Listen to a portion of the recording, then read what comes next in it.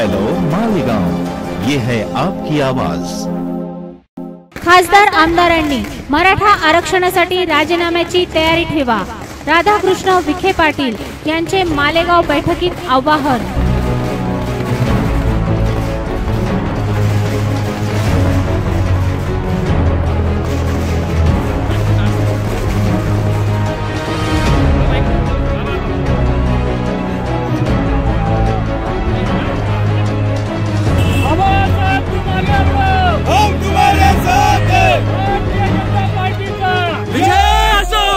पुढच्या आठवड्याभरात राज्यातील मराठा समाजाच्या सर्व संघटनांना एकाच व्यासपीठावर आणून मराठा आरक्षणासाठी निर्णायक लढा उभारण्याचे प्रयत्न सुरू आहेत। मराठा आरक्षण न्यायालयीन लढ्यात टिकाव म्हणून कायदेशीर अभ्यास केला जात आहे। समाजात फूट पाडण्याचे प्रयत्न सुरू असले तरी सर्वत्र समाज संघटित होताना दिसत आहे। मराठा समाजाने संघटित राहावे, वेळप्रसंगी खासदार आमदारांनी समाजासाठी राजीनामा देण्याची तयारी ठेवावी, असे आवाहन विधान परिषदेतील विरोधी पक्ष नेते राधाकृष्ण विखे पाटील यांनी केले आहे। मराठा आरक्षण आंदोलनाच्या मुद्द्यावर नाशिक जिल्हा दौऱ्यावर असलेल्या राधाकृष्ण विखे पाटील हे मालेगाव येथील मराठा दरबारमध्ये आयोजित मराठा संघटना व सर्वपक्षीय प्रतिनिधींच्या बैठकीत बोलत होते। तत्पूर्वी वेगवेगळ्या प्रतिनिधींनी मराठा आरक्षणाच्या मुद्द्यावर आपली भूमिका मांडली। आज आपण सर्वजण मराठा आरक्षणाच्या संबंधामध्ये उद्भवलेल्या परिस्थितीची चर्चा करण्यासाठी एकत्र जमलेलो आहोत। तुमच्या अथक प्रयत्नातून जे आरक्षण आपल्याला मिळालं त्यातून उद्भवलेल्या त्या अडचणीमुळे मान्य सर्वोच्च न्यायालयाने ते आरक्षण रद्द केले। गायकवाड आयोग जो त्याच्या आधारे आरक्षण देण्याचा निर्णय झाला तो रद्द झाला। त्यामुळे स्वाभाविकपणे तीव्र प्रतिक्रिया आज समाज बांधवांच्या दौरा करण्याची पाठीमागची माझी भूमिका होती, पक्ष म्हणून भूमिका होती की ज्या ज्या संघटना आंदोलन करतायत आंदोलन करण्याची भूमिका प्रत्येक जण मानतोय, त्यासाठी भारतीय जनता पक्ष म्हणून पूर्ण समर्थन आमचं आपल्या आंदोलनाला राहील हे मला आश्वासित करायचं होतं। वस्तुस्थिती आहे किंवा माहितीच्या आधारे आपण जे भूमिका मांडलेली आहे त्यातून अनेक गोष्टी आम्हाला शिकायला मिळाल्या किंवा त्यातून पुढे जाण्याचा मार्ग सुद्धा त्या निमित्ताने आम्हाला त्याच्या बाबतीतही मदत होणार आणि म्हणून या आरक्षणा संदर्भामध्ये खरं तर मागे मी विरोधी पक्ष नेता असताना पुष्कळ सभागृहामध्ये रणाकंद झालं। मग गायकवाड समितीला आम्हाला ठेवायचा का नाही ठेवायचा आहे तो चर्चा झाली। सभागृहामध्ये माननीय मुख्यमंत्री तत्कालीन देवेंद्रजी विनंती केली आम्हाला की अहवाल मागू नये। त्याच्यामध्ये वेगवेगळ्या सदस्यांचे वेगळे अभिप्राय होते की आम्ही मराठा समाजाच्या हिताकरता नाव आला असेल तर आम्ही काँग्रेस सोडून दिलं सभागृहात करायचं।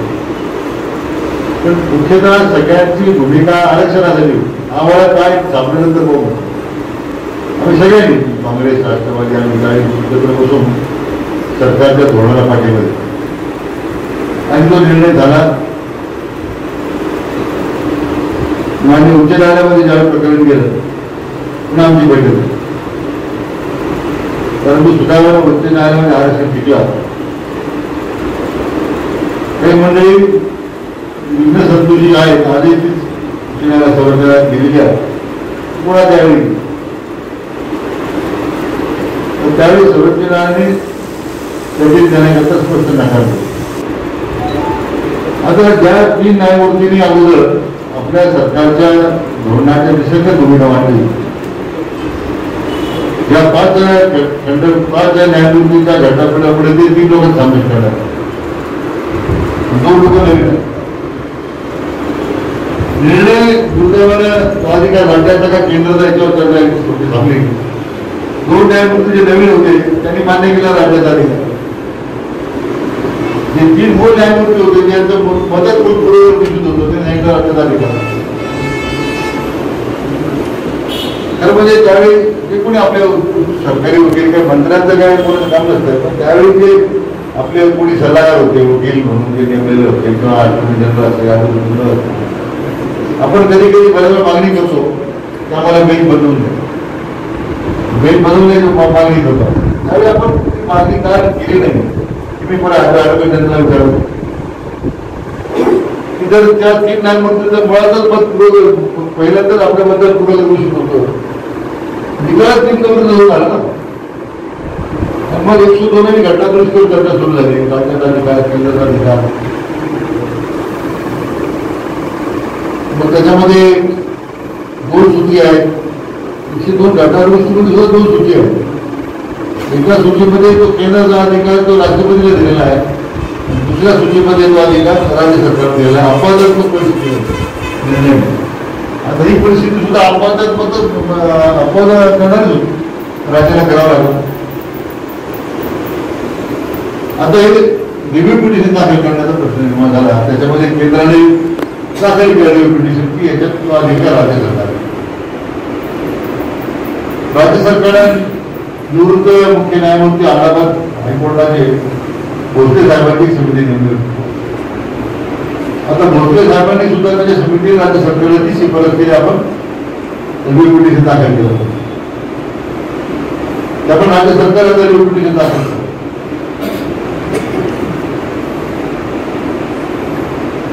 या सगळ्या वाटचालीमध्ये पक्षांनी भूमिका आपल्यासमोर मांडली की आपण या सगळ्याच पक्षाची भूमिका असण्याच्या बाजूने गेले 15 दिवस ज्या ज्या मरणा संघटना या सगळ्या आंदोलनामध्ये पुढाकार घेतला त्याची बैठक बोलवली. जवळजवळ 26 संघटना आपल्या वेगवेगळं काम करतात, वेगवेगळे घेते घेतले त्यांनी. पण आपली फसगत त्यामुळे झाली एका घेण्याकडे काय नाही. सगळ्या संघटनेची मागणी आरक्षण मिळाली पाहिजे म्हणूनच आहे. त्यावेळी सुद्धा ज्यावेळी मोर्चे निघाले त्यावेळी सुद्धा नगरचा मोर्चा ज्यावेळी निघाला, त्या दिवशी आम्ही सगळे बसलो होतो, शशिकांत पवार आणि मंडळी होती. औरंगाबादच्या मोर्चामध्ये वेगळ्या मागण्या पुढे येतात, बीडच्या मागण्यामध्ये वेगळ्या मागण्या पुढे येतात, नगरच्या मागण्या तुमच्या वेगळ्या येतात आपल्या. त्यामुळे अन्य समाजाचा पाठिंबा त्यावेळी जो आपल्याला मिळत होता, आपल्या आंदोलनाला मिळेल तर आपण वेगळ्या मागण्या करू, अन्य समाज आपल्याबरोबर अडवून जातात. आपला दोष आहे कसं ते तुम्ही सगळ्याच्या मंडळीने विचार, आपण एकदा निश्चित मागणी केली आरक्षण पाहिजे, आरक्षण बोललं पाहिजे. मला वाटतं मी आमदारांकडे विनंती केली गाडी शिर्डीला, ते म्हणते मी आंदोलनात सहभागी होतो. आपण मागणी काय विरोध करा, ते मला आंदोलन गेले शिर्डीमध्ये. मुळात आपली मागणी जी होती ती औरंगाबाद त्यावेळी औरंगाबादच्या लोकांची मागणी झाली. असा जो थोडा विसंगती त्यावेळेला ठीक आहे, तो सुद्धा मी पार्श्वभूमी आपल्याला सांगितली. प्रचंड मोर्चाने आले, सरकारवर दबाव आला, सरकारला निर्णय करावा लागला. आता आरक्षण आपल्याला टिकलं पाहिजे यासाठी सगळ्यांनी काम करायचं. मोठ्या सगळ्या संघटनेच्या लोकांना मी आवाहन करतोय. मी म्हणजे संभाजी महाराजांशी बोलतोय, उदय महाराजांशी बोलतोय, मेटेंशी बोलतोय, त्या 25 संघटना त्यांना मी गेल्या आठवड्यात बोलवलं होतं. आता या आठवड्यात काही लोकांना बोलवलं. तुम्ही नेतृत्व करा त्यांना मी सांगितलं. मला नेतृत्व करण्याची वा व्यक्तिगत मला काही मोठेपणा मिळवायचं असेल संभाजी महाराजांना करू, त्याच्या नेतृत्वासाठी आपण काम करू. कोणातरी एकाने झेंडा पुढे गेलं म्हणजे हे जे आपल्यामध्ये काही मंडळी की फूट पाडण्याचा प्रयत्न करून आपल्या आंदोलन धाडस कमी करण्याचा प्रयत्न होतो ते होणार. मला सांगायला आनंद वाटतो की बहुतांशी लोकांच्या गोष्टीला तयार होतो. हा लोकांची नागरिक करावं लागते, लोक घालावं लागते, तेव्हा ते सगळे समज गैरसमज त्यावेळी काय घडलं, आता काय घडलं, त्यावेळी काय घडलं. आता तुम्ही सानेपासून पडायचा वेळ बोलणार पण शेवटी अंतिमता हेतू होता की सगळ्यांनी काय व्यासपीठ राहणार. फक्त संभाजी महाराजांशी माझं बोलण्याचं राहिले त्यात माझं बोलणं होऊन नाही. 16 तारखेला त्यांनी मोर्चा काढण्याचा रायगडावर आव्हान केलं की आंदोलन सुरू करायचं. तर हे तुझ्याकडे आंदोलन सुरू करा आपण, पण आंदोलनाची दिशा निश्चित करणे. मराठवाड्यातील अनेक संघटनाच्या परिस्थितीला खूप झळ होत, नामांतराची भरती होती. तिथं खरं जास्त धगधग आज सगळे मंडळी तुमच्या आपल्या सगळ्या झेंड्याकडे आलेले नाही. मला तोपर्यंत आपला यशस्वी होईल असं वाटतं मला. आपल्या मित्रांनी मागणी केली बरोबर आहे. आज रस्त्यावर उतरून आंदोलन करण्याची भूमिका दुसरा पर्याय शेवटचा पर्याय ठेवला. न्यायालय केला करताना या सगळ्या संघटनांच्या अशी बोलून आपल्या समाजभौतिक स्वतंत्र सिद्धांत काउन्सिल घेऊन आपण चर्चा करू. आपण त्यासाठी स्वतंत्र वकील पुढाकार घेऊ. कारण सरकारच्या वकिलाकडून झालेल्या ज्या त्रुटी आहेत त्या आपल्याला परत दूर यायच्या नाही. आणि एवढंच आहे की शेवटी कायदेशीर लढाई सर्वोच्च लढाई तिथे काही भावनेचा खेळ नाही चालत. उद्या आपल्याकडे असं वकिलाकडून चूक व्हायला नको की उद्या सरकारने बरोबर होत असताना आपल्या इंटरव्हेन्शन मध्ये काय अडचण आहे. हे सगळं थोडं तांत्रिक मुद्दे आहेत. आम्ही तपासतोय पुढचे 4-5 दिवस तेच काम करायचे आहे. आता दौरा झाला म्हणजे नाशिकचा मागे 2 जिल्हे होते नाशिक. परंतु त्या दौऱ्याच्या निमित्तानं ह्या जो सगळ्या संघटनेचा एका राष्ट्रीय आठवड्याचा पास जोपर्यंत सुरू केलेला आहे. आपल्या जिल्ह्यात त्याच्यामध्ये तसं फार पुढाकार जिल्ह्याने फार पुढाकार घेतला होता त्या काळामध्ये आंदोलनामध्ये नाशिक आणि मराठवाड्यामध्ये विशेष औरंगाबाद. मला आनंद आहे की 2 दिवसामध्ये अनेक समाज बांधवांनी अतिशय सकारात्मक भूमिका मांडल्याने आपल्या सुरू केलेल्या प्रयत्नाला आपण पाठिंबा दिला. ही माझ्या दृष्टीने फार धन्यवाद होतो. त्यामुळे त्याच्यामध्ये कुठे राजकीय अभिनेषण नाहीये. समाजाला आरक्षण जे मिळालं पाहिजे ही सगळ्यांची भूमिका आहे. आणि त्यासाठी जो काही उद्याचा संघर्ष आहे मग तो न्यायालयात असेल उद्याच्या रस्त्यावर असेल. कोविडमुळे तर मग त्यांनी सांगितली गोष्ट बरोबर आहे. अनेक लोकांचे प्रॉपर्टी उद्ध्वस्त होते. लोकांना आपल्याला माहित नाही. घरातली माणसे गेली, व्यवसाय बुडाले, आर्थिक उत्पन्नाचे स्रोत संपले. त्यामुळे आपल्यामध्ये लढण्याची क्षमता भरपूर आहे. शेवटी हा सुद्धा विचार आपल्या डोळ्यासमोर ठेवला पाहिजे की खरंच आपल्या ते पेलवणार आहे. जे आपण 100% करू. उलट मी तर सगळ्या मराठा आपल्या खासदाराची बैठक बोलण्याची माझी कल्पना आहे. पण एकदा या सगळ्या संघटनांना एकदा एकत्र बोलावलं तर मग एकदा ते निर्णय करू. तुम्ही सगळ्या खासदारांना एकत्र घ्या. बरं राजीनामा द्यायची वेळेस आपण तयारी ठेवली पाहिजे. ही भूमिका घेऊन जर पुढे गेलं तर सरकारला दबाव लागतो. सरकार कोण जातो समाज बांधवांच्या करता हा मुद्दा घेऊन पुढे गेलं तर आपल्याला चांगलं यश मिळेल. शेवटी लोकशाहीमध्ये लोकांच्या दबावामुळे काय बंदुकीच्या जोरावर शासन चालवलं जात नाही. लोकांच्या भावनेचा आदरच करावा लागेल. मला वाटतं तितकी वेळ नाही. तर आज मग आपले ठाकरे साहेब म्हणले थोडा राजकीय मुद्दा आहे. त्यामध्ये मला सगळे जाणवला मंत्र्यांनी विचारलं की तुम्ही सर्वपक्षी मुख्यमंत्री शिष्टमंडळात तुम्ही काय केलं नाही. तुम्ही म्हणा सर्वपक्षी शिष्टमंडळाला बोलायला पाहिजे, देवेंद्रजीला बोलायला पाहिजे, मला बोलायला पाहिजे. आणखी काय जे मराठा संघटनाचे काही प्रमुख 5-6 पदाधिकारी त्यांना बोलायला पाहिजे. सगळ्यात गेलं तुम्हाला बोलवलं म्हणजे मला बोलवलं कारण मी मुख्यमंत्री विचार ना. आता पण आम्ही असं जर मांडलं तर आपल्याला असं कृपया गैरसमज नको की त्याच्यामध्ये काही पक्ष भूमिका वाटतो. पण हा सगळ्यांनी मिळून दसरा लावण्याचा मुद्दा आहे. मला वाटतं की ते आपण निश्चितपणे काम करू. थोडा कामच्या जातो झालं काय घेतला असेल ते खरं म्हणजे उत्साहाच्या भारताने आपली भूमिका मांडण्याचा प्रयत्न केला. काही गैरसमज नको त्यामुळे देखील व्यक्त करतो. त्यांच्याही गोष्टीकरण काय केला पूर्वीच्या काळामध्ये ती करण्याची भूमिका ते सांगण्याचा प्रयत्न करतो. आम्ही कोणा नगरची बैठक घेतली. तिथे मोर्चाचे आमचे 1 कोटी रुपये शिल्लक बँकेत ठेवलेले आहेत. नगर आपल्याकडे ठराव करून आपल्याला आम्हाला वस्तूला मांडण्याची जागा दिली. सगळ्या समाज बांधवांनी निर्णय घेतला की ते मोठं होते मग एकदा बाजार सुरुवात केली की आपण त्याला निधी देऊ. आणि तसं नाशिकला काल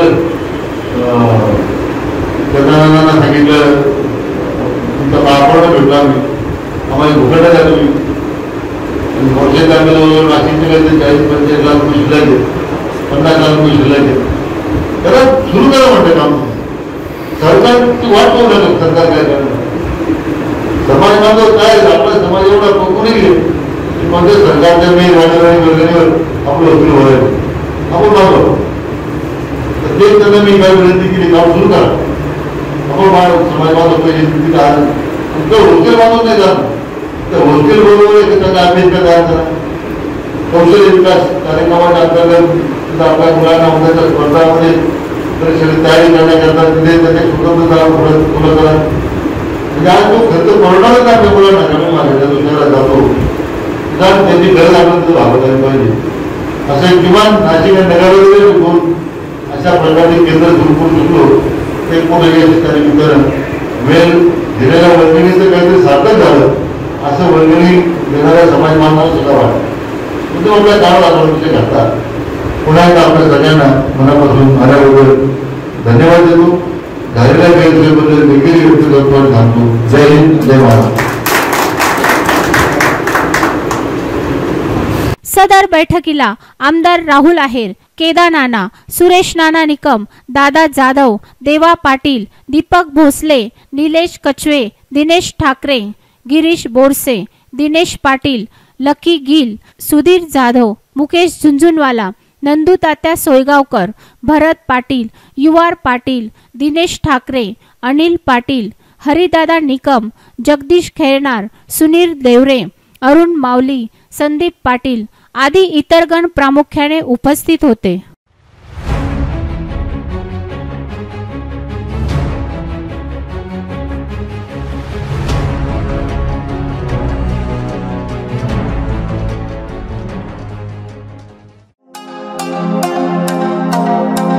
हेलो मालेगांव, ये है आपकी आवाज.